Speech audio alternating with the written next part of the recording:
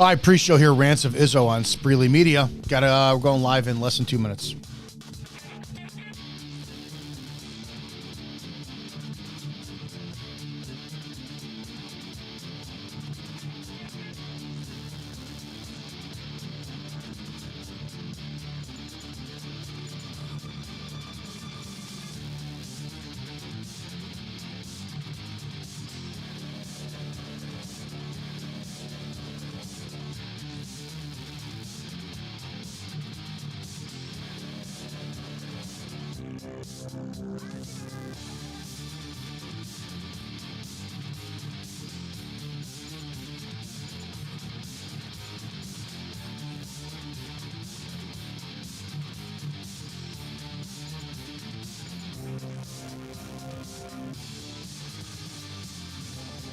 One minute, Spreely Media here.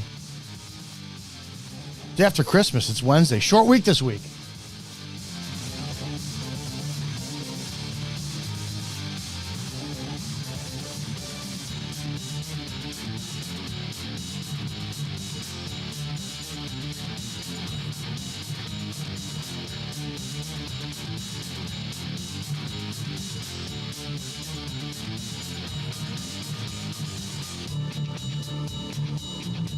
All right, kids, we're going to see you on Spreely Media, Rants of Izzo Show, rantsofizzo.com.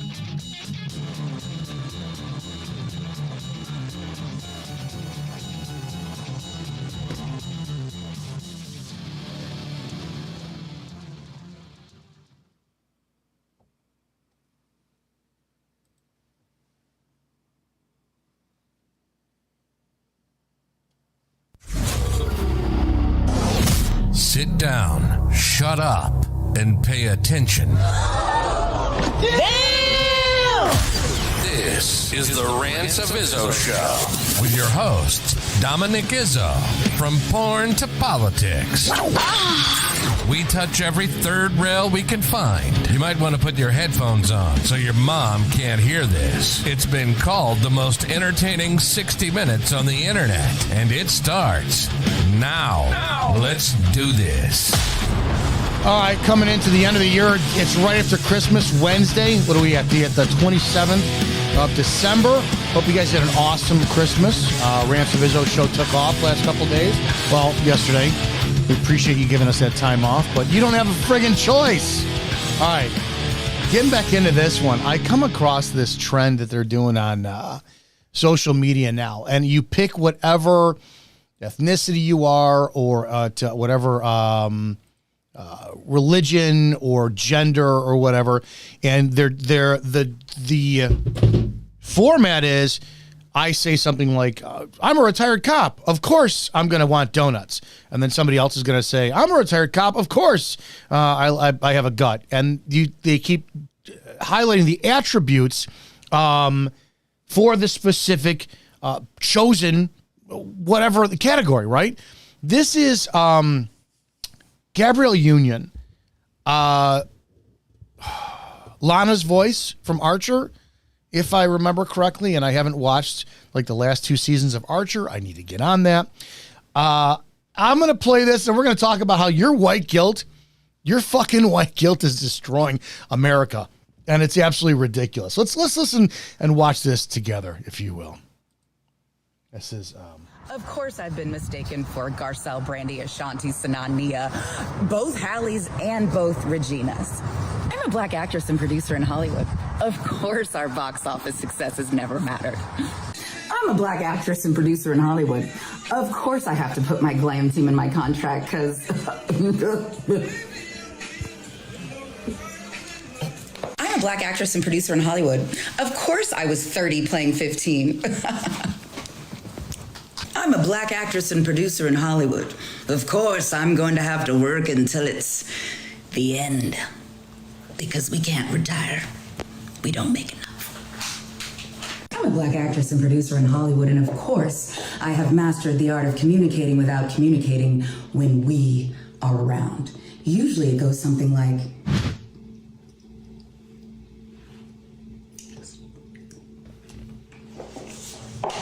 I'm a black actress and producer in Hollywood, and of course, my favorite phrase is don't with my money. Don't fuck with my I'm a black actress. We got that wrong. It's actually Aisha Tyler, who's the voice of Lana in Archer. So I feel better about that one.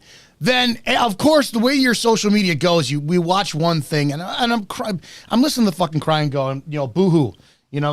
Your net worth, and if you pull up Gabrielle Union's net worth, it's $40 million. $40 million. Now, I know that's a Google search, and it's going to be just whatever the person chose to put it in there.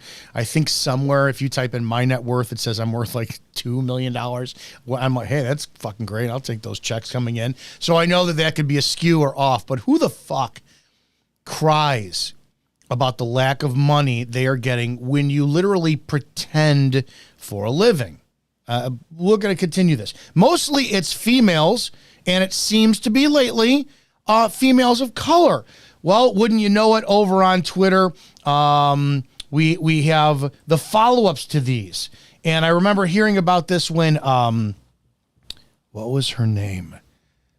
The larger female African-American community, Monique comedian, was complaining about the same thing. This is Viola Davis, who I think is a phenomenal actress. What does she have to say about this? I got the Oscar, I got the Emmy, I got the 2 Tonys. I've done Broadway, I've done off-Broadway, I've done TV, I've done film, I've done all of it. I have a career that's probably comparable to Meryl Streep, Julianne Moore, Sigourney Weaver. They all came out of Yale. They came out of Juilliard. They came out of NYU. They had the same path as me, and yet I am nowhere near them. Not as far as money, not as far as job opportunities, nowhere close to it.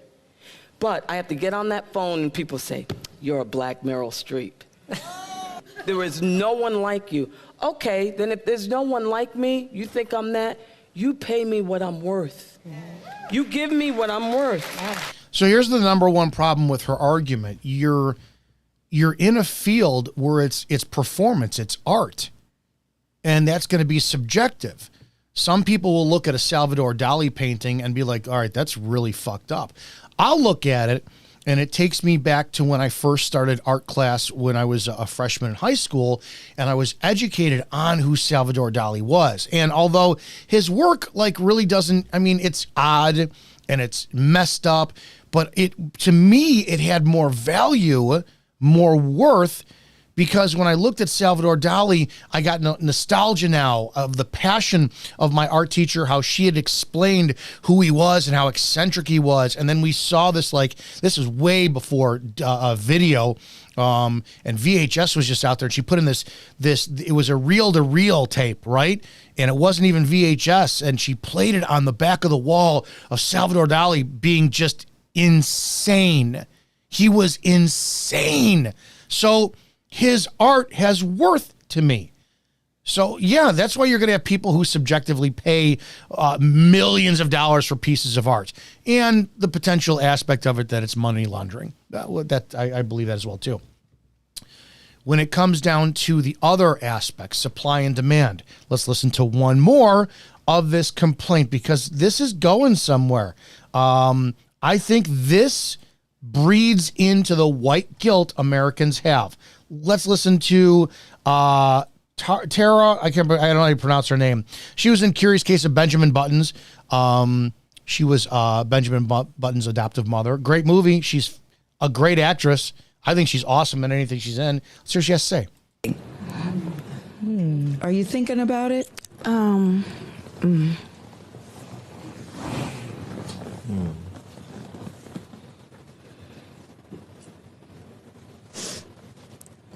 I'm just tired of working so hard, being gracious at what I do, getting paid a fraction of the cost. I'm tired of hearing my sisters say the same thing over and over. You get tired. I hear people go, you work a lot. Yeah. Well, have to. The math ain't mathing. And when you start working a lot, you have a team. Big bills come with what we do. We don't do this alone. The fact that we're up, it's a whole entire team behind us. Yes. They have to get paid. So when you hear someone saying, "Oh, such and such made $10 million," no, that's not that didn't make it to their account. Know that off the top, Uncle Sam is getting 50%. That's right. Okay, so do the math. Somebody brought the tissues in for her right there. He's crying. Now we have $5 million. Okay. Your team is getting 30% or whatever your team is off of what you gross, Sometimes not more. after what Uncle Sam took. Now do the math. Wait, your team is getting 30% of what you gross and not after what Uncle Sam gets. So is the team getting 30%? I don't know with her head if she's saying, I know the difference between gross and net, but is she saying that her team, because what it sounds like in her mind is they're getting 30% of her $5 million, not the 30% of Uncle Sam's $10 million or $5 million. But it'll be $10 million. So let's keep going. So You're tired. I'm only human, and it seems every time I do something and I break another glass ceiling, when it's time to renegotiate, I'm at the bottom again, like I never did what I just did, and I'm just tired. I'm tired. I'm tired. I get that. It wears on you, you know? Because what does that mean? What is that telling me? Yeah. What is it telling me? Yeah. And what does it tell me? Yeah. You know? And if I can't fight for them coming up behind me, then what the fuck am I doing? I'm sorry. Yeah. Okay. I want to contribute a little bit to this. For the visual audience, I want to pull this up here. I want a visual aid because I know a little bit about the movie industry. This is a scene for those who are watching who could see it, if you will. This is a scene from the movie Divergent, 2013. I think this came out, 2012, 2013, something like that. I'm just going to play this clip and we're going to point something out. Oh, for those who are visual, I'm going to play this again so you can see the beginning of this.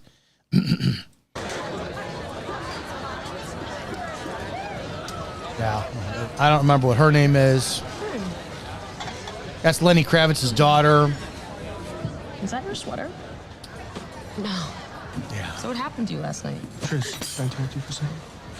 Please, listen, I just wanted to say that I'm sorry. I don't know what's wrong with me. Listen, can you ever forgive me? If you ever come close to me again, I will kill you. Tris, You need to stay away from me.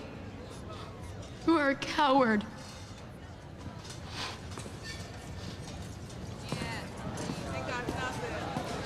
Did you guys see it? If you're watching, I'll show you again here. Do you see this over in the bottom left-hand corner? Does that guy look familiar? Is it? Oh, wait. That's me. And as she walks past again, too, look, there's me. Here's my, I had a little bit more darker hair. My hair wasn't as white as it is now. As she sits down, oh, look, there's me again over on the right side. I'm a little out of focus. And then all the way at the end, at this 45-second clip, when he walks away, you can see me kind of turn away. This 45-second clip was part of an 18-hour day when I was an extra on this movie. 18-hour day. There I am all the way over in the bottom there, and here I am all the way over in the corner here as well too.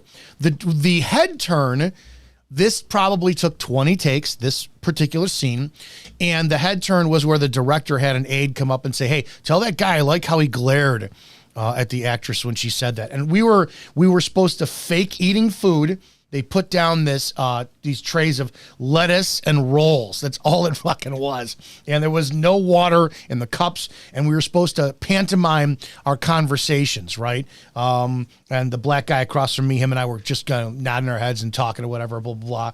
18 hours in this fucking day. Now, I had there's two scenes you could see me in the movie. Another one is where there's all this big group and they're looking at a board. In this building that we're in, there was no fucking heat. This was filmed, I think, in February. It was cold. And they had us in these, like, we were this faction that was a little bit more militant, and they had us in this, like, leather shit, and it was, dude, it was so cold. The building, I swear to God, they didn't get approval to film in this building, because one of the scenes, I was up on the second floor, and there was a railing, and as we were leaning into the railing was moving. I'm like, oh, dude, concrete everywhere, all this shit.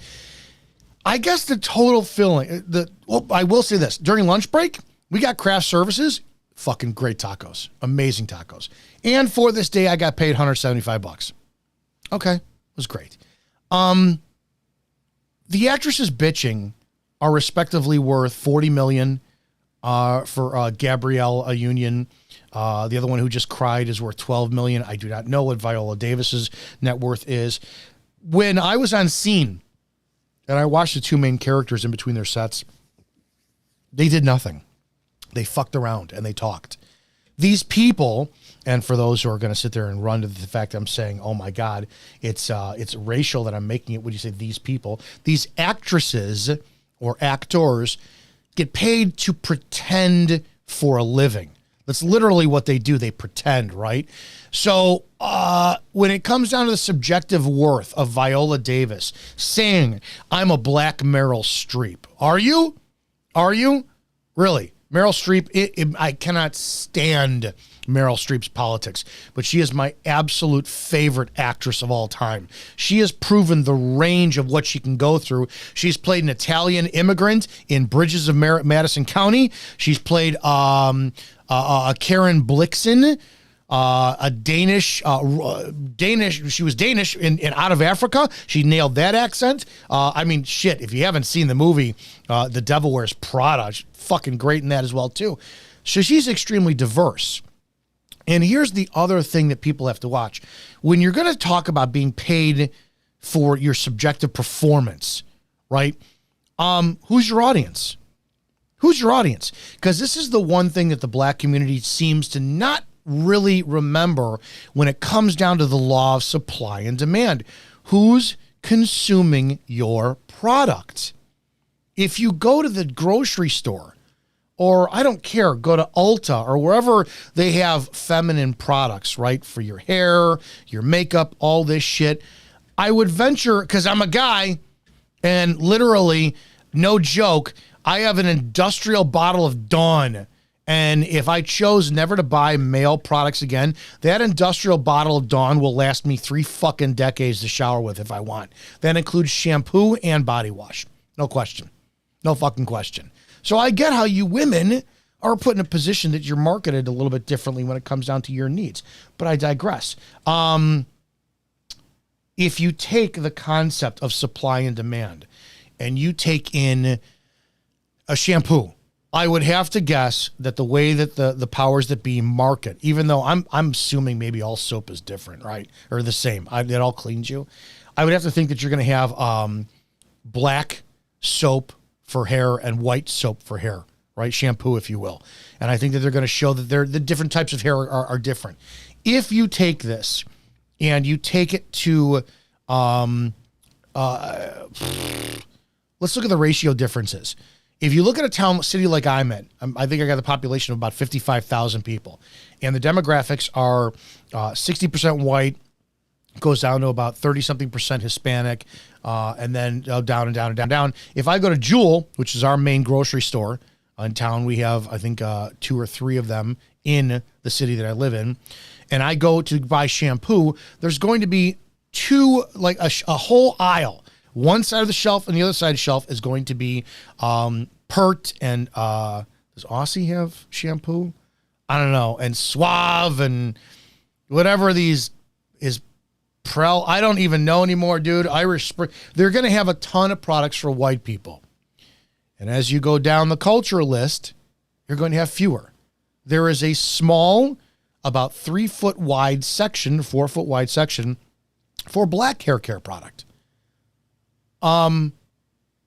Should we be bitching and complaining and moaning that the white community is favored with their product and we should have equal availability of black hair care product and white hair care product, one side white, one side black in totality.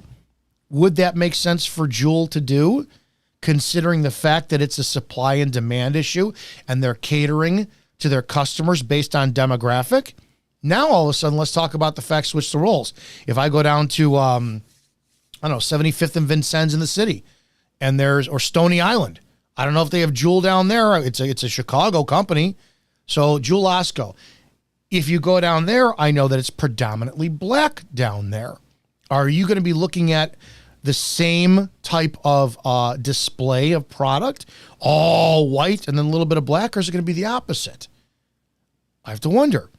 And then if it is the opposite, if it is a bigger supply or demand for the supply, how many companies do we have that produce, and how many different brands do we have that produce white hair care, Hispanic, white and Hispanic hair care versus black? And isn't that going to be based off the population?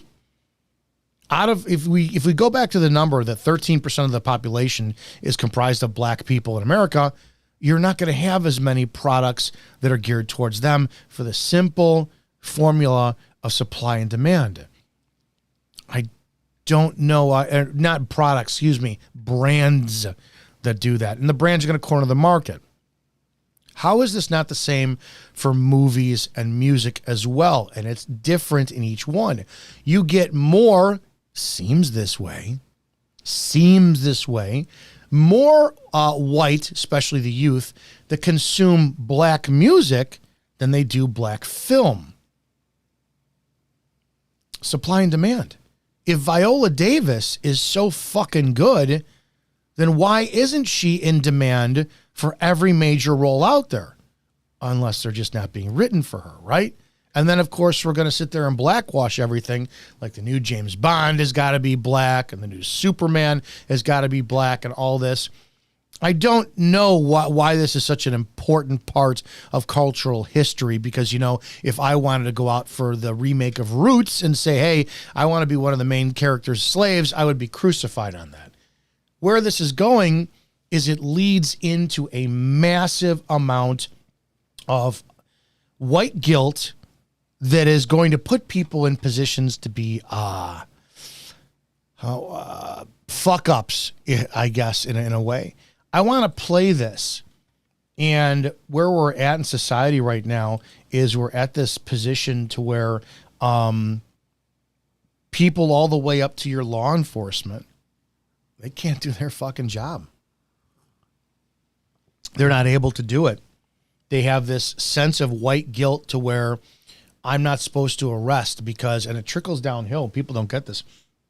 It's all the way down from like where Viola Davis bitches about the fact she's not making $40 million in compared to her counterpart who's making $80 million per movie for a fucking 4 months worth of work. That's the other thing too. You're working for 4 months on location. And the worst thing about it is, okay, it's an 18-hour day, and you're waiting for lighting to readjust to every shoot. Fucking divas. All of you people are fucking divas. That's every actor and actress out there. So your girlfriend watches it, whatever. She's on Twitter, and she starts brainwashing you, you're a white liberal cop, and you're like, oh, my God. My girlfriend told me Viola Davis doesn't make money, so I need to be more compassionate to the black community. And I'm telling you, it subconsciously goes all the way down to this. This is, all this says is an officer went to Alora Apartments in the 6300 block of Northwest 63rd Street. I do not know what city this is in, what town this is in response to a reported disturbance. He arrived about 8:16 p.m. This on Wednesday. A standoff ensued, with the officer and tactical team members positioned outside of the apartment waiting on Hill to surrender. Hill, I guess, is the bad guy. Hill surrendered around 2 a.m. 8, 9, 16, 10, 16, 11, 16, 12, 16, 1. So 6 hours later, the guy who happens to be black surrenders. Police arrested the 40-year-old on suspicion of felony pointing a firearm and possession of a firearm after a former felony conviction. I'm going to play this, and we're going to break this down a little bit here for you. This officer is checking up on a disturbance call, and things go south when he asks the man what is in his pocket. Can I just see what you have? Okay, put it down on the ground. Wait, y'all, wait! You're a rookie. You're a rookie. You're a rookie. You don't know. You're a rookie. Go. Right now would be a great time for you to draw your weapon. Okay, stay right there. Do not move. Stay right there. Just stay over there. Please, sir. Please. Please. Please don't do that. 73, I gotta get out with the gun. I'm not doing anything. Look, I'm not doing. Don't shoot. Don't shoot. I'm not. I'm finna shoot your ass. Don't shoot. Don't shoot. I'm finna shoot your bitch ass. Drop the gun. I don't have it. Look. I don't have it. I don't have it. The officer was not hit. He had many opportunities to draw his weapon and control the situation, but failed to do so. Let's take a break before diving into this, shall we? Prepare yourself. The opinions of the host and guests on this show are exclusively just that, opinions. That means that they shouldn't be the cause of your state of being offended. Why does everybody get so butthurt? Okay, let's go. Ready, go!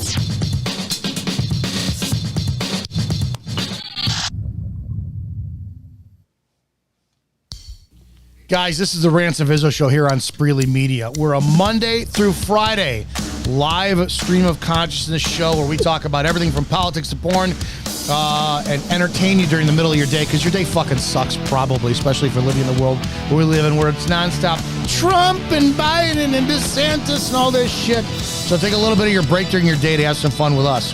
Share the show. Share the link out. If you want to make money by sharing the link out, text money to 708-982-0974. Text whatever you want. Say, hey, I want to make money by sending the show out there. When you go to rantsofizzo.com, you're going to slide all the way down to the bottom of the screen, and you'll enter in your email address so we can notify you with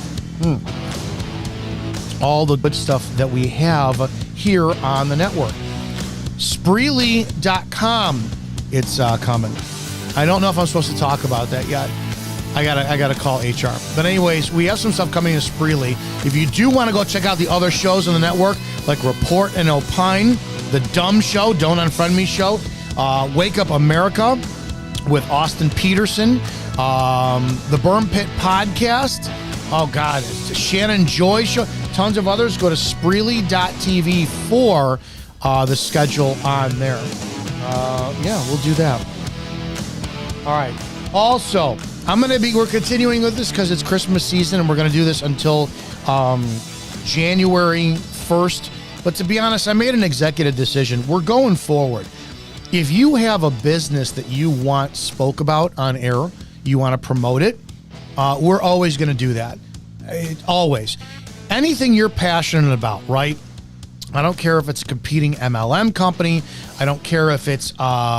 You make, I don't know, oven mitts. I don't give a shit if you have an OnlyFans.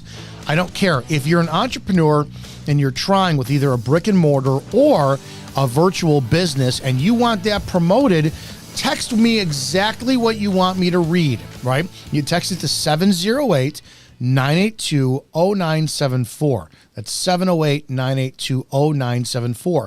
It's important to me that we wind up sharing small businesses out there. And I want you to take advantage of the fact that we have a huge reach on a fantastic platform here at Spreely.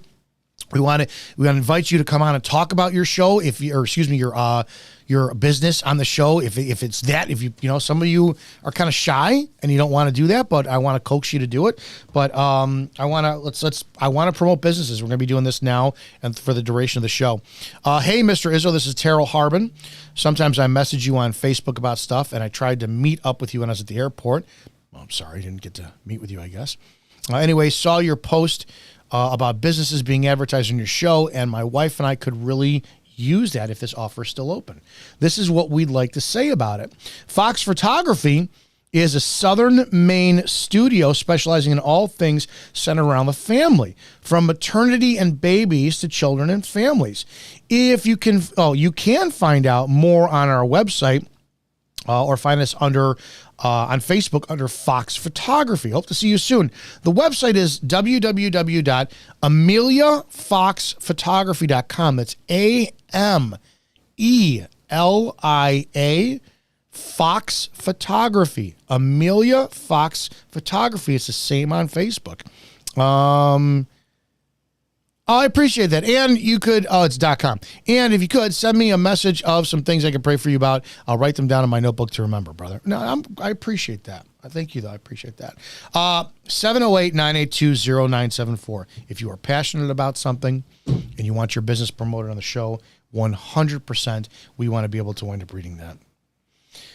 Okay, so continuing on with this, I want to be a little bit serious for a second.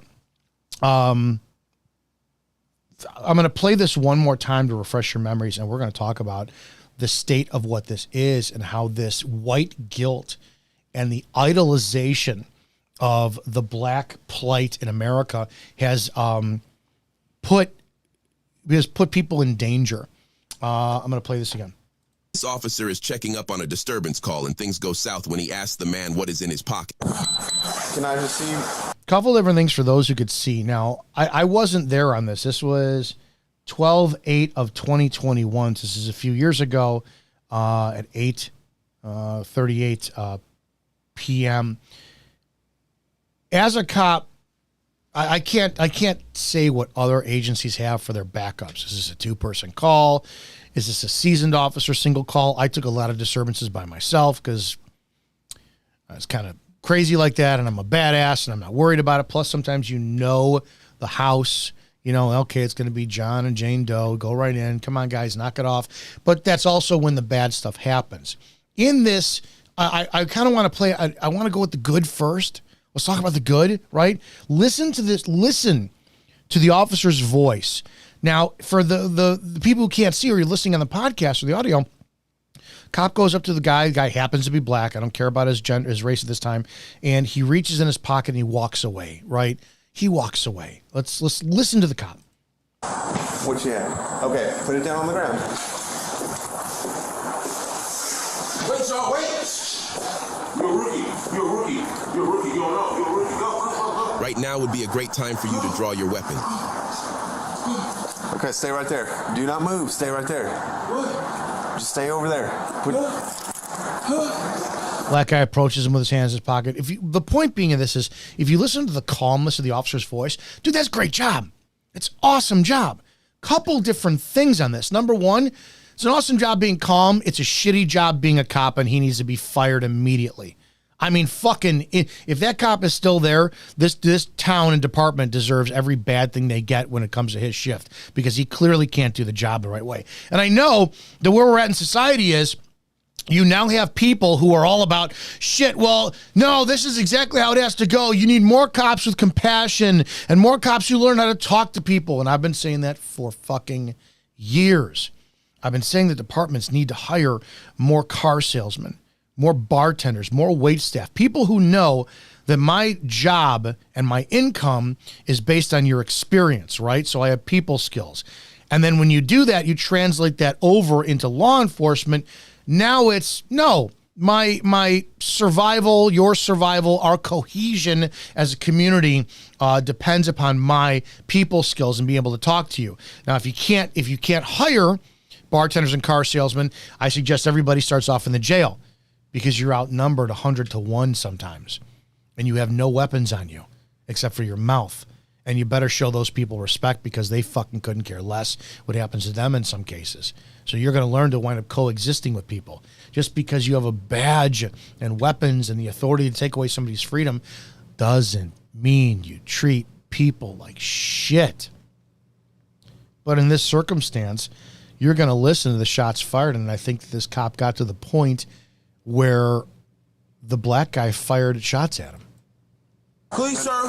Please. Please.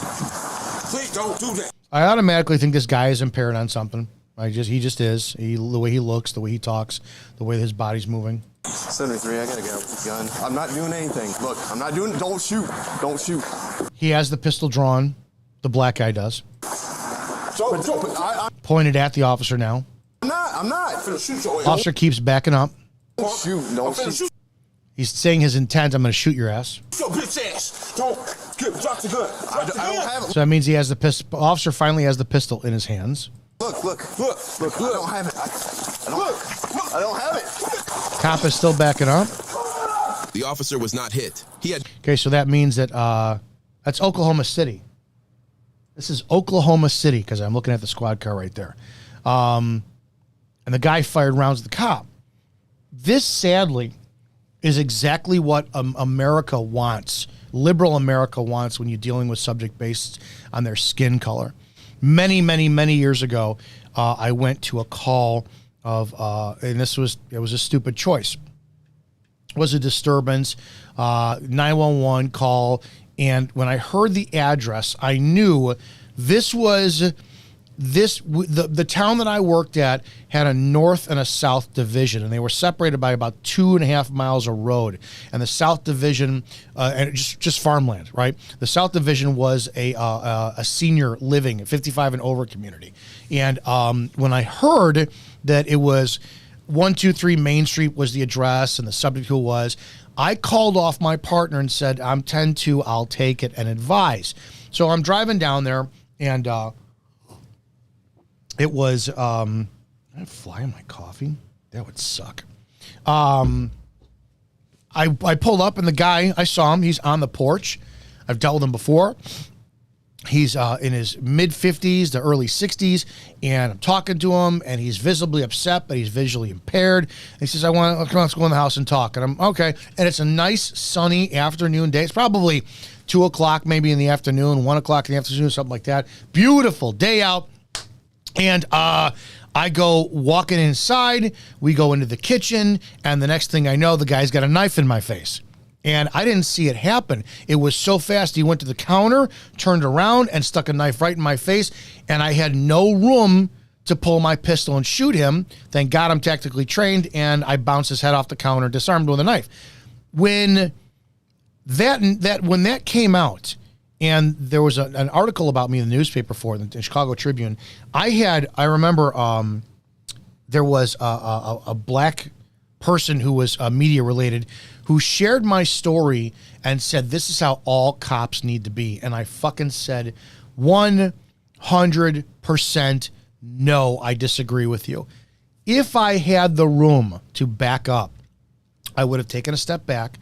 I couldn't because there was a dividing wall that divided the hallway into the kitchen, and my blower back immediately slammed into it, so I didn't have the time to make space to grab my pistol. If I did, I would have gotten the pistol out, and I would have made him look like an aerated front lawn. I would have emptied all my fucking rounds into him, and I would have terminated the threat. End of story. When you say to people that this is how all cops should wind up handling a situation, and there was a similar incident that was, I think, overseas, where some European cop is in a hospital, and he's talking to a subject who's got a knife, and he spends like 10, 15 minutes talking to him, and then he drops the knife, and they hug, and that's how it needs to go. When you base it off of that, now you're telling people, because we know cops for the most part don't have a lot of training, and you're asking them to, especially with the fucking knives. Knives are more dangerous than guns any day of the week and twice on Sunday. But now what you're doing is you're telling cops this is the standard we want you to set. Yeah. The one thing, and I want to finish up with this video. I want to go back to this video. Excuse me. As I took out the screen, I apologize. I'm going to play this again as I keep going. Many opportunities to draw his weapon and control the situation, but failed to do so. This officer is checking up on... As he's going through this, here's the problem that I have and why this cop needs to be terminated, and I hope to God he was. When you have a village official looking at this, and this is something that people need to understand as well, too. Your village officials are the residents of the town. Not every town is like a Chicago or New York or an LA, and they're small. The village officials for the towns I worked in were fucking hillbillies. I said it all the time. When I went to my first interview to be a cop, I went to Men's Warehouse. This was 2001. And I bought 2 suits because I knew I was going to have 2 interviews. And I walk into the boardroom where I was supposed to meet the police fire commission. And I'm in my suit. and I see 5 or 6 of them, flannel shirts, baseball caps, overalls, and I'm like, the fuck is this? Because they were the people of the community that I went to go work for. We used to have a joke that where was the toothbrush invented? And we say it was our town, because anywhere else it would have been called a teeth brush. The point being is, now you have uneducated people in a lot of circumstances that are saying, oh, look at how Officer so-and-so handled this. The guy surrendered. It took 6 hours, but you know what? That's so much better than a lawsuit where we have to pay out $20 million to the family because we don't fight this in court ever, and we automatically assume guilt and all this shit and liability insurance and all this crap. What are you going to do the day that John Q. Hillbilly sits there and brings up a proposal at the next village board meeting that, you know what, we need to look at our use of force policy, and we need to implement a, just like this officer here, the standoff worked well. It lasted 6 hours. Yes. Subject Hill, who was the suspect in this case, fired 2 shots at the officer, and then the officer deployed his weapon. That will be the standard. Oh, Chief, since you work for us and we appointed you, you need to put that into the department policy now. And chiefs, who we know, they work for the mayors and the trustees, they're going to do that. This all stems from your white guilt. The more you hear the black culture talking about, oh, woe is me. I work 4 months out of the year. I brought in $10 million. The government took half. And then out of mine, I had to pay 30% to my staff because I can afford a staff. So maybe I'm walking from this show with $3 million for 4 months worth of work. What? You want me to have pity for you? Are you out of your fucking mind? I don't get it, man. I don't get it. But if that's the direction we're going, oh shit, we're all doomed. We deserve it. And there you go. All right, seeing as it's Monday and I missed the weekend, let's go back and look at things that I pulled up and saved. Oh, this video, I'm going to play this one because it made me choke up a little bit. And I think I'm just, this was shared out yesterday. It's already got 500,000 views on this person's account. I'm just going to play it and let it speak for itself. For those watching, I hope this brings a tear to your eye as well, too. Holy cow! Game over. Wow. And a quick finish to our first women's $20,000 championship tournament fight. Two winners, one knockout. How you feeling right now? I'm feeling excellent. That was sweet, huh? Did you like that? Yeah! And I want to tell everyone else, I'm coming in this tournament. Every woman in this tournament better look out. I'm freaking coming. You heard it here, everybody. Fallon Fox coming for you. We go, another trans athlete taking down a woman. But no. This was MMA style. This was cage fighting. This was a damn man that was allowed to enter the octagon and beat the shit out of a biological female. And at the end, they raised the guy's arm and they're like, here's our winner. And the moment that man spoke, I was like, you have got to be kidding me. I'd like to thank everybody out there who's in my corner. Totally. Thank you for Nike for sponsoring my jock strap for this event. He knocked the crap out of his opponent, just KO'd on the ground, and then had the guts to stand up, and the crowd was cheering him on, and the referee had to duck a move because this guy flailed his arm, and the announcer kind of ducked, shit, don't take me out, dude. Literally applauding. Holy. Guys, remember who that was? It was Ashley. Oh my God, I got a little teary-eyed when that one circulated the rounds the other day. I'm like, oh my God. I told her, I said, that's a sign that you need to come back. that you need to wind up coming back. This one made my fucking day, dude. This is influencer went live on accident after announcing their dog died. And when I saw this, holy shit, I dated this woman. Not specifically this one, but this is exact blonde with a boy who's about the same. This is the template for a woman I dated 2015. And she used to do this shit with her kid to post stuff online. I'm like, oh my God, people don't fucking get this. This is exactly what it is. So she's taking a photo. And how many fucking influencers do this? I'm just going to play it and we'll have you listen. Act like you're crying really quick. I am crying.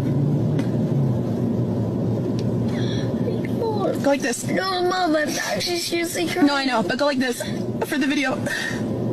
Go like this. Put one hand up. Go like this. No, go like this. Put your hand like this. But let them see your mouth. Let them see your mouth. No, Mom, I'm actually crying. Oh my God! Look at me. Look at me. Look at me. Look at me. Look at me. I'm actually crying. I know. Look at me. Look at me. Look at the camera. Look at the camera.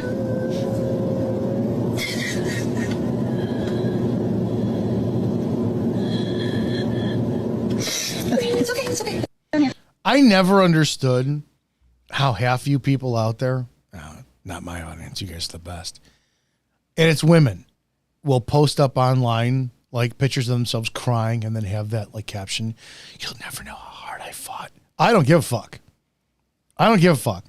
And I'm getting more bitter as I get older because every single one of us goes through shit in life.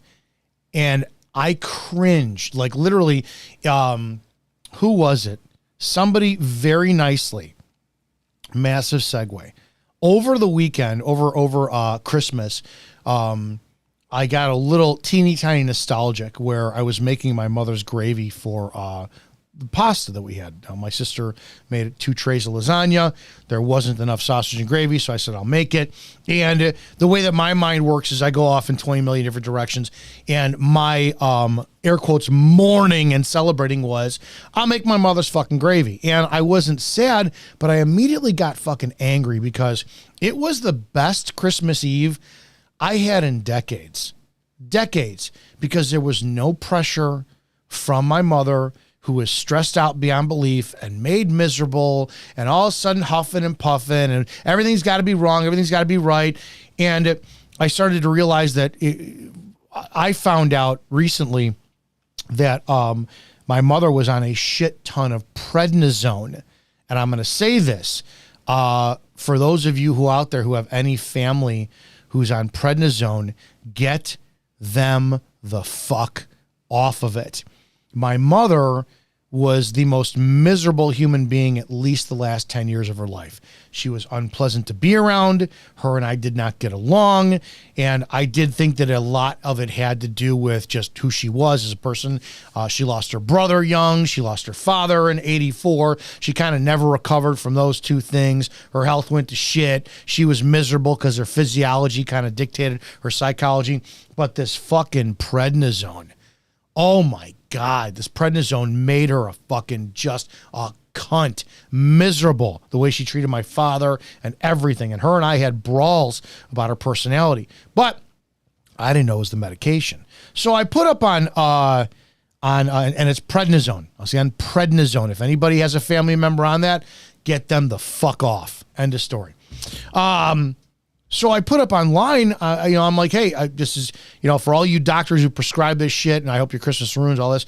And a lot of you guys sat there and went to my DMs and told me about your terrible, terrible experiences with prednisone. And I'm like, yeah, it's horrible, this and that stuff. And one woman was so fucking nice. She sits there, tells me her story about both weight gain, because, you do gain horrible weight on prednisone, and mood, personality, this and that, blah, blah. And she ends the message with, if you ever want to talk about your mom, I'm here to listen. And I went, thanks. And I cringed. I cringed. I'm like, ooh, I don't want to talk about this shit with anybody. You're a stranger. I don't know you. I don't even like to do that with people that I do know, right? I used to. A long time ago, I would talk about my problems. I don't do it anymore because life is really just shown nobody gives a shit. Nobody fucking gives a shit about your stuff. I would never go online and post a picture of me crying about my mother during the holidays. But these fucking people do it. And that kind of goes into the fact, how do you believe anybody? And a lot of it's women. Ladies, you're being exposed for this shit. Fuck, you're online leveraging your children. And I've seen this. I've seen this shit more than once where you get women online who cry about stuff and post their worst pictures. Tears coming out of their eyes for fucking sympathy. Is this where we're at in our worth? So that just kind of made me skeeve like crazy. Oh, this was a cool one. Hang on, we're playing catch up with all of the reels that I didn't get to play over the weekend because it took time off you guys. This is day number 144 of a conspiracy theory. Could the real Titanic still be floating around somewhere in a shipyard, saved from a watery grave due to the promise of insurance money? I would tend to think not, but if you squint, it seems almost possible. I can't really use my thumb or index finger at the moment, but I'm making it work.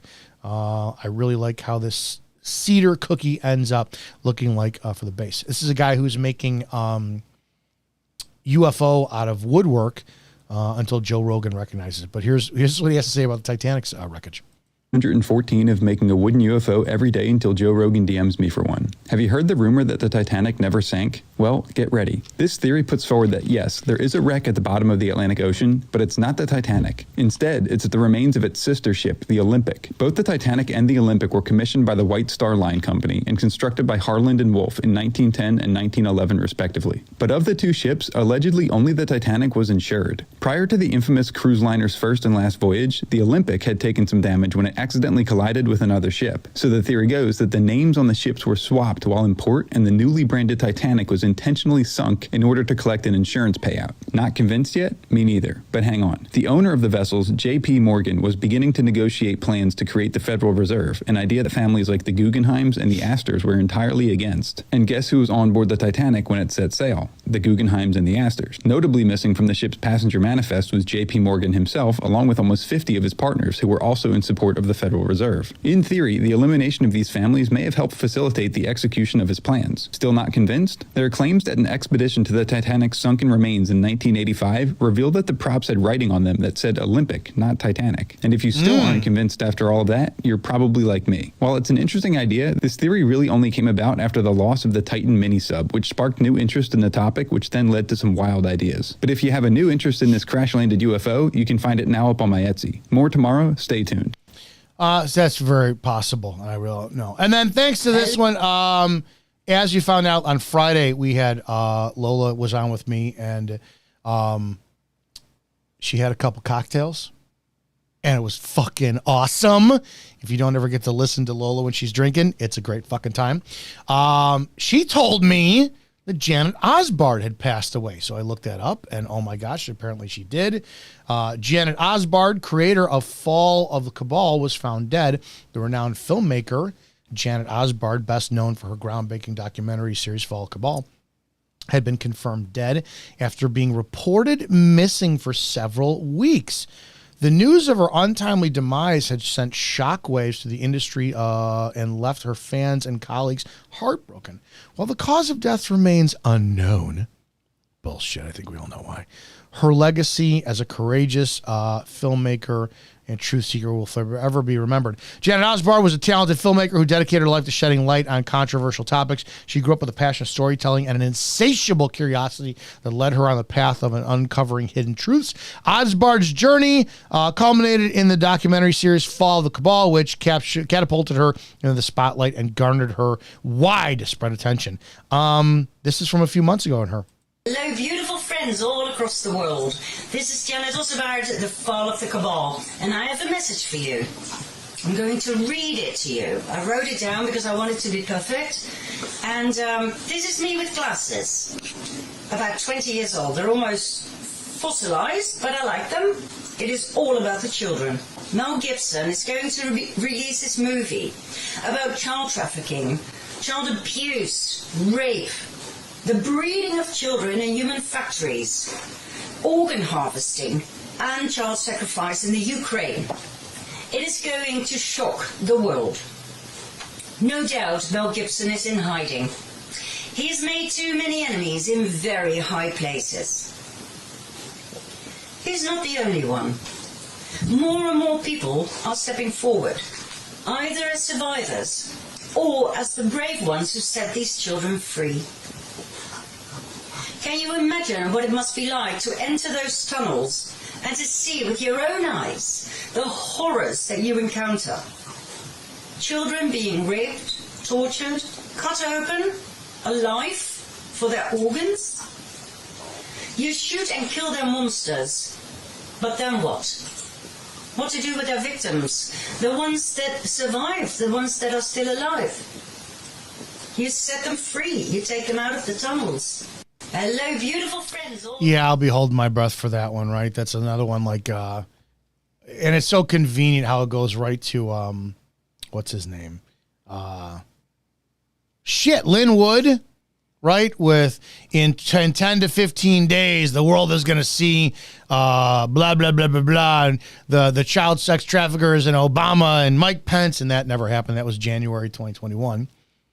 So he was a fucking psychopath. But it's just so damn convenient, right? Because it's Ukraine and all that money's going there. They might have all that money going there for 24/7 construction crews to be burying the shit, literally burying the bodies, for all we know what they're doing. But yeah, Lola brought that up on Friday.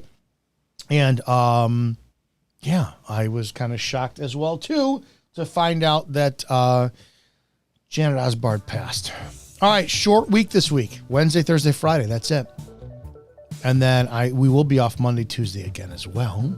So, shit, man, we're going to the new year. We're going to do a 5-year anniversary show on the 7th. I don't even know what day that is. Let me look right now. Hang on, let me look. The 7th is of January. Oh, no. I guess we're going to have to do it Friday. We'll do Friday the 5th as an anniversary show. And we'll make that an extended show because I got to invite some people on. All right, you guys have a great damn day. Share the show. You want to sponsor the show and support the show? It's easy. Rants of Izzo at both PayPal and Venmo. Show us some fucking love. Let's keep the show going. Rants of Izzo at PayPal and Venmo. End of story. We love you guys. Appreciate that. Text me whatever you want me to read about your business to 708-982-0974. You can also text if you want to make money off the show by sharing it out there for your friends and family. Piss people off, just like I do every day. Remember, the most important thing out there is, as much fun as we love to have, help somebody, right? Just fucking help them. End of story. And if you can't help them, don't be a fucking cocksucker and hurt them. Period. Yeah, have a great damn day, guys. I'll see you tomorrow for more of the Rants of Izzo here on Spreely Media.